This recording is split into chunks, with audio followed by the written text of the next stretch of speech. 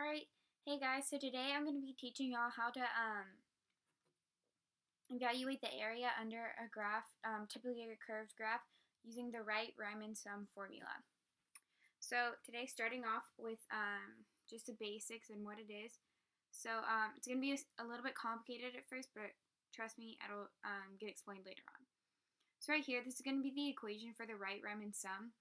So it's so you have n, which is just going to be your number of rectangles they're solving, in the sum starting at 1 of f of a plus I of delta x times delta x, excuse me. So you see that the whole f of a plus I of x, so it's going to be your function. So like looking at this right here, this example, excuse me, y equals x, so your function is going to be x. So that's what you would plug your a of I times delta x into. You're going to plug that into x since that's what your function is. And then delta x is going to be b minus a over n. And like I already said, n is going to be your number of rectangles that you're solving for. And that will always be given to you in the problem, so you don't really never ever have to worry about finding that. And then as for a and b, those are going to be like the start and stop points of like the distance that you're solving for. So on the graph, like from 1 to 4, 1 would be your A and 4 would be your B. So those are just your distances. So right here you see we have 4 rectangles right here. And I drew like little partitions for you.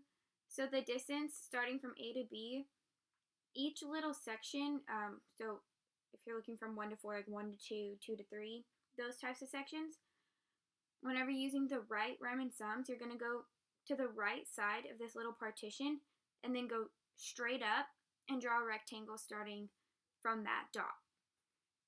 So you can see right here, like we went to the right of the function, went straight up, drew a dot on the line, and then made a rectangle going off that way. And a way to make sure that you're doing the right riemann sum type thing is going to be, if it's always like an increasing function and you're doing a right riemann sum, it's going to be overlapping and going to the other side.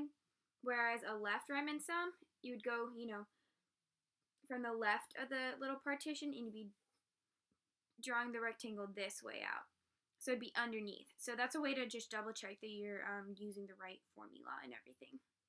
So now that you've kind of got a grasp on what all the variables mean and what equation you'll be using to solve this, we can go ahead and go into an example. So this example is fairly easy.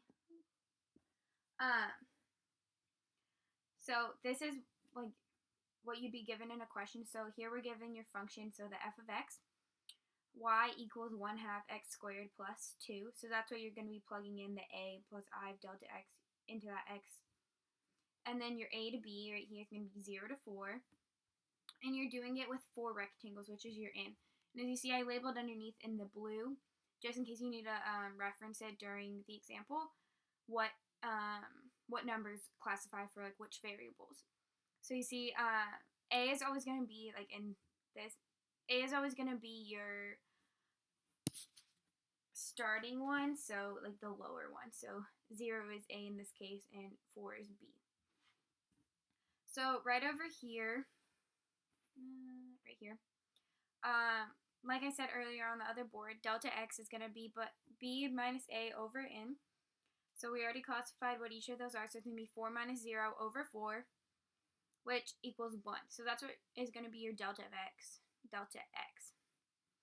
And then I rewrote the formula right here. So it's going to be the sum from I equals 1 to n of f of a plus I times delta x, all times delta x. And just to clarify why you have that delta x again right there is because you're finding the area of each rectangle. So that's going to be base times height. So this f of a is going to be your height, and the delta x is just your base. So that's why you have it kind of doubled there.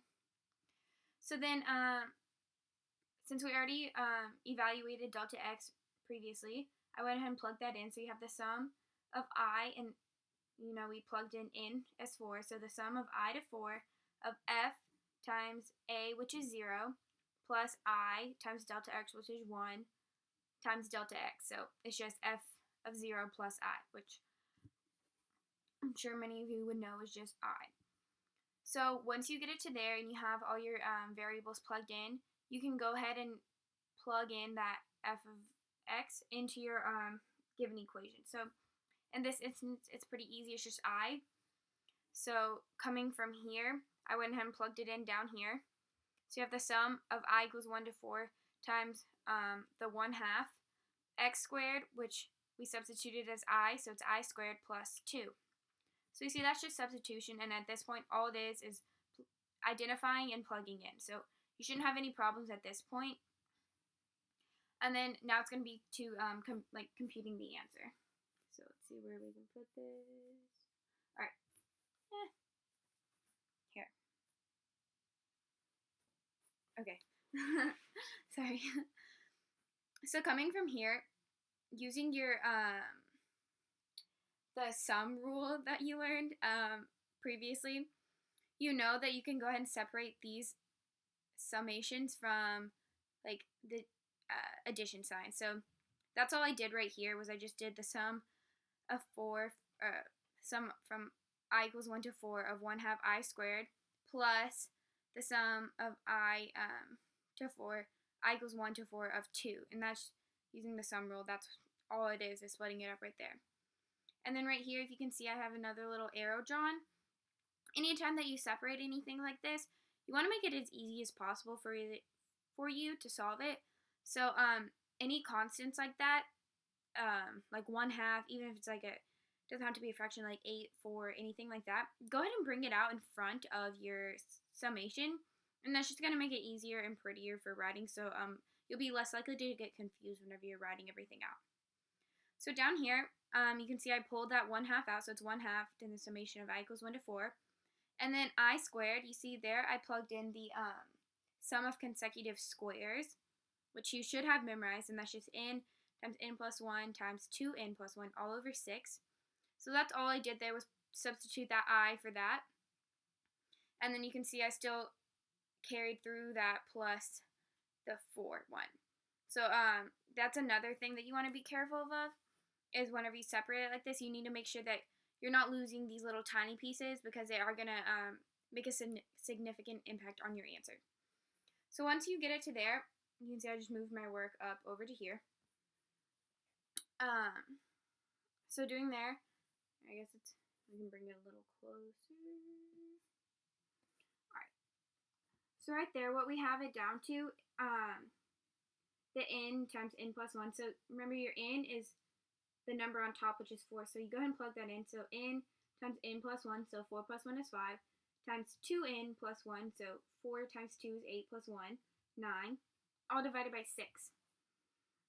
And then for the plus I equals 1 to summation of 4 over 2, that's just using the, the constant term rule. So constant term rule is just n times c, and 2 is your c, n is your 4, so 4 times 2 is 8. So that's where this little 8 over there comes from, right there. And then as you can see right there in the purple, I went ahead and simplified it. That way it would just make the multiplication easier. So you see 3 goes into 6 2 times, and 3 goes into 9 3 times. So that just simplified that down some. And then going down below it, you can see we're finally getting to like combine all the answers. So you have 1/2 times 4 times 5 times 3 over 2 plus 8.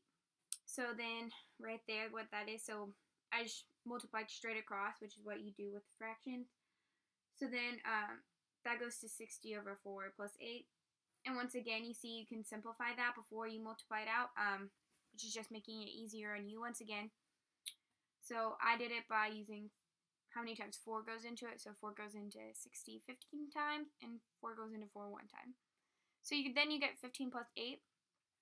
And 15 plus 8 is 23 units squared. So the units squared, that's something that you want to be careful that you remember to write in, because your teacher may take off points. Even if there's not units given in the problem, like centimeters, meters, miles, You want to include units because that's just a generic term that can be used for anything. And it's units squared because it's area. Without that, 23 could be anything really. But remember, right, Riemann sums is finding the area underneath like a curved graph or anything using the rectangles. And area is units squared. So that's really important to leave on. So here, if y'all want to just look at it again, that's what it is. And I hope that y'all have a pretty good understanding of what the right Riemann sum is. Most of it is really just plugging in, like identifying what is what and then plugging in. And after that, it's just combining knowledge that you should have already previously learned throughout your unit. So I would memorize the equation. That's something that's going to be really helpful. And then be able to quickly identify what delta x is, what a and b is, and what n is. Because once you have those 3 to 4 things down packed, you can substitute them into your equation really quickly, and then just go from there and break it up using the sum rule. Plug in your things for I and C, and then all it is after that is like just algebra. So that you should be able to do really easily, and you can always go back and double check that for algebra mistakes. So I hope that you learned how to find the area underneath a graph using right Riemann sums today, and I hope that it all made sense. Okay, bye.